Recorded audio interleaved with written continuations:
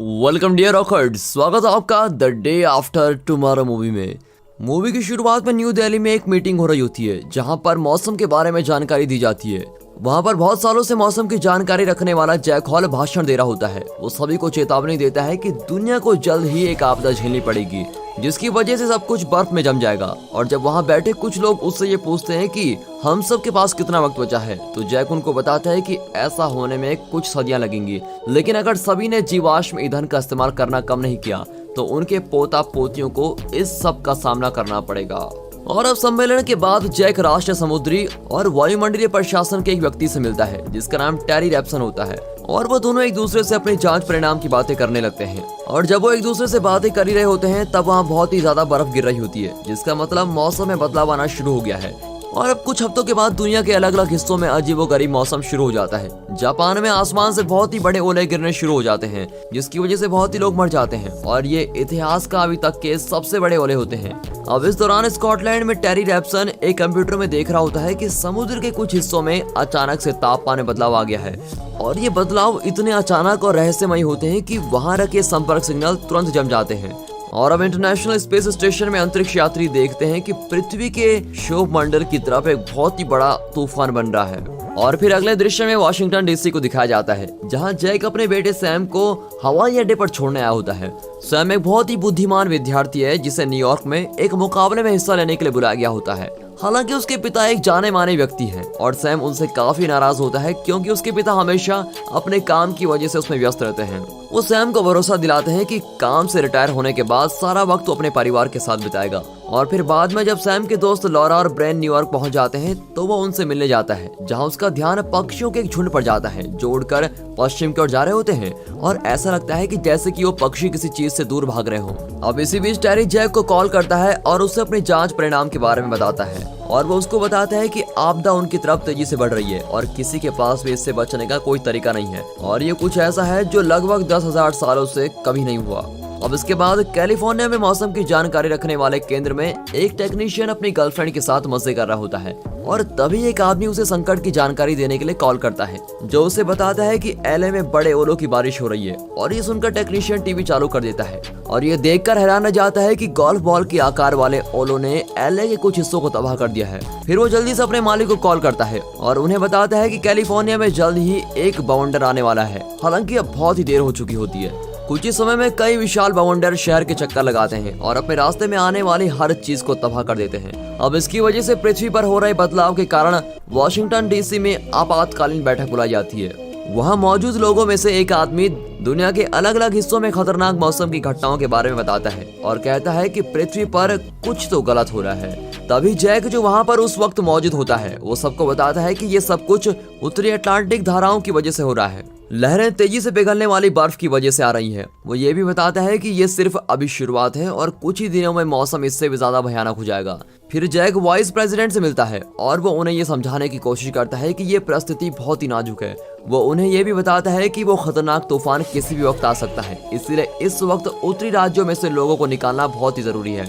हालांकि उपराष्ट्रपति उसकी बात को गंभीरता से नहीं लेता और वहां से चला जाता है। फिर यूके में कहीं और बहुत जोरों से बर्फ गिरनी शुरू हो जाती है, इसलिए रानी को शाही महल से ले जाने के लिए 3 हेलीकॉप्टर को भेजा जाता है।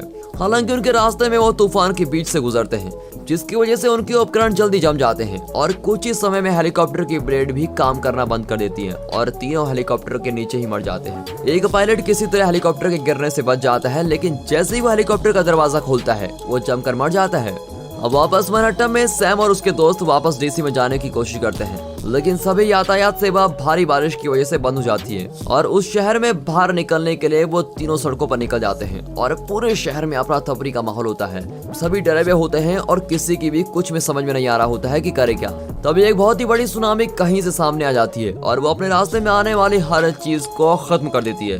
बहुत बड़ी बड़ी बिल्डिंग और यहाँ तक कि स्टैचू ऑफ लिबर्टी भी पानी से घिर जाती है। सैम और उसके साथी अपनी तरफ आए हुए खतरे को देखते रहते हैं और अपनी हिफाजत के लिए नेशनल लाइब्रेरी में घुस जाते हैं। और अफसोस की बात तो ये होती है कि हजारों लोग इतने भाग्यशाली नहीं होते और वो सुनामी में बहकर मर जाते हैं। फिर बाद में टेरी जैक को कॉल करता है और उसे बताता है कि यूरोप से ठंडी हवाएं चल रही हैं, जिन्होंने हेलीकॉप्टर तक को गिरा दिया है। अब ये सुनकर जैक के दिमाग की बत्ती जलती है और कुछ रिसर्च करने के बाद उसे पता लगता है कि तूफान यूएस में उनकी उम्मीद से जल्दी पहुंच जाएगा। वास्तव में सब कुछ जमने से पहले उनके पास सिर्फ 48 घंटे बचे हुए हैं और इसके बाद वो मौसम की जानकारी देखने की कोशिश करते हैं और उन्हें पता चलता है कि दुनिया के अलग अलग हिस्सों में 3 बहुत बड़े तूफान बन रहे हैं। वो हर दिन बढ़ते ही जा रहे होते हैं और यूरोप में उस खतरनाक तूफान की स्थिति पहले ही शुरू हो जाती है।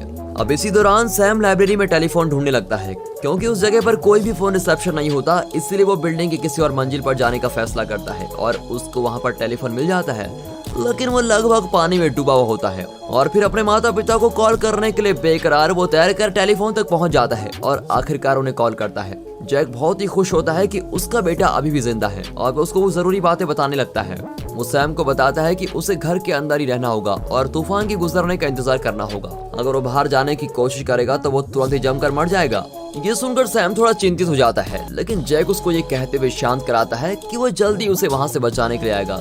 अब अगले दिन लाइब्रेरी में हर कोई कपड़े और राशन इकट्ठा कर रहा होता है कि तभी उन्हें बाहर से एक अजीब सी आवाज सुनाई देती है और जब वो खिड़कियों से बाहर झांक कर देखते हैं तो बिल्कुल ही हैरान रह जाते हैं। वहाँ एक पानी वाला जहाज घूम रहा होता है और कहीं और डीसी में दिखाते हैं कि राज्यों के मुखियों की मीटिंग हो रही होती है और जैक को हालत की जानकारी देने का काम सौंपा गया होता है। लेकिन शुरुआत से पहले ही वो ये कहकर सभी को डरा देता है कि सबसे बुरा तो अभी आना बाकी है। फिर वो उनको सुझाव देता है कि उन्हें दक्षिण राज्यों के लोगों को जल्द से जल्द वहाँ से निकालना होगा और उन्हें मैक्सिको में ले जाना होगा। एक बार फिर से उपराष्ट्रपति उसकी योजना को मना कर देता है और कहता है कि इतनी बड़ी मात्रा में लोगों को एक जगह से दूसरी जगह ले जाना संभव नहीं है। वो उसे ये भी पूछते हैं कि उत्तर में रहने वाले लोगों को क्या हुआ, तो जैक उन्हें बताता है कि उनकी मदद करने के लिए बहुत देर हो चुकी है। अगर वो अपने घर से बाहर कदम रखेंगे तो वो तुरंत जमकर मर जाएंगे।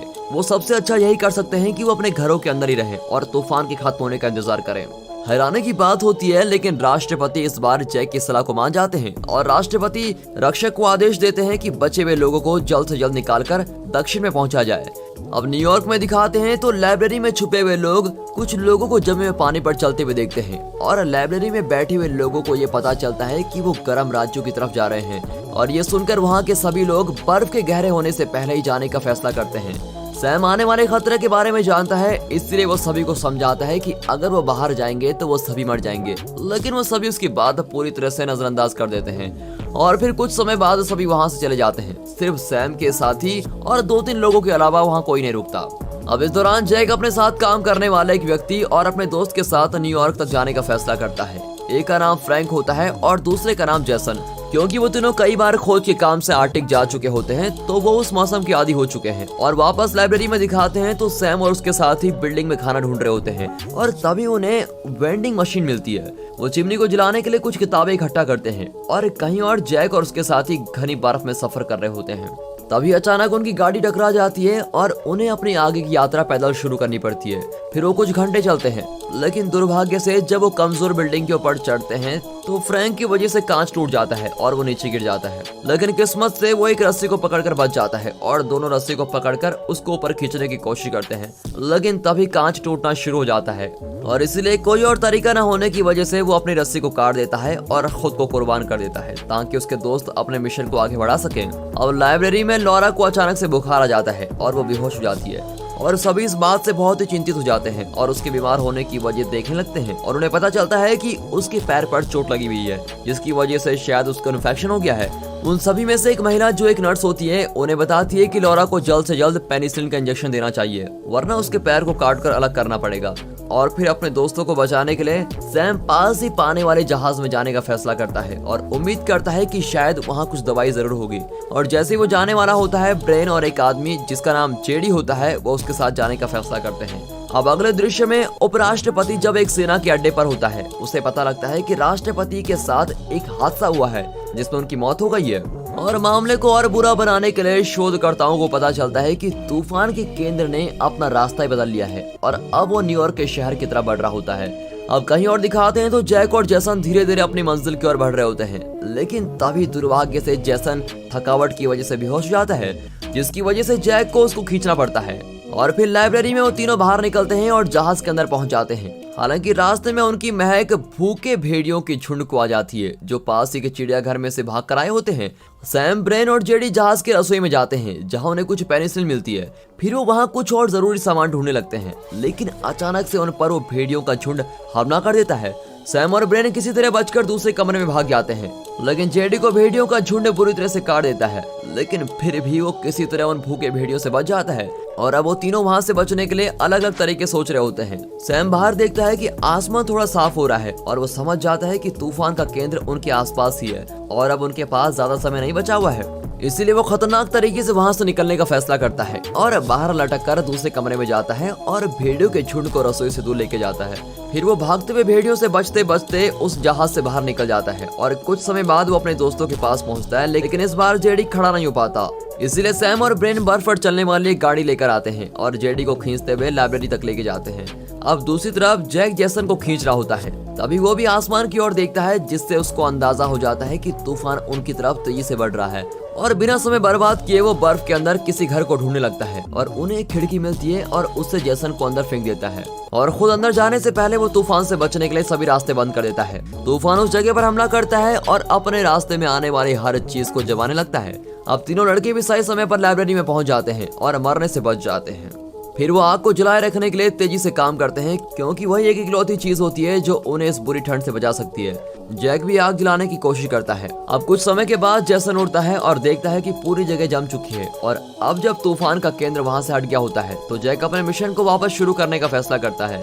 जैक उसे समझाने की कोशिश करता है कि बाहर अभी भी खतरा है, लेकिन जैक उससे कहता है कि उसके पास ज्यादा समय नहीं बचा है। उस रात वो दोनों एक टेंट में सो जाते हैं और मानवता के भविष्य के बारे में सोचते हैं और फिर जैक उसे बताता है कि इंसानों ने पहले भी बहुत बार ऐसा तूफान झेला है, लेकिन अगर वो इस बार ज्यादा सावधान नहीं रहेंगे तो इस बार जरूर खत्म हो जाएंगे।